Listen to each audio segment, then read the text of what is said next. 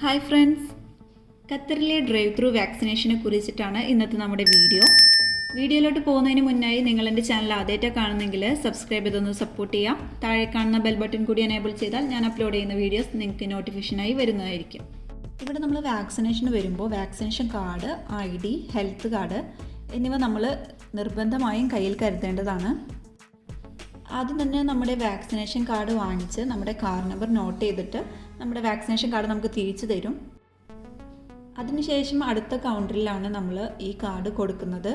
അതിനുശേഷം ആർക്കൊക്കെ second dose vaccine ഉണ്ടോ അവർക്ക് വാക്സിൻ എടുക്കാവുന്നതാണ്.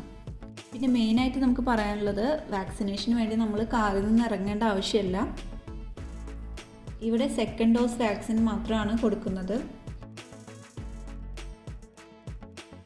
വാക്സിൻ എടുത്തതിന് ശേഷം 15 മിനിറ്റ്സ് നമ്മൾ അവിടെ സ്പെൻഡ് ചെയ്യേണ്ടതാണ്.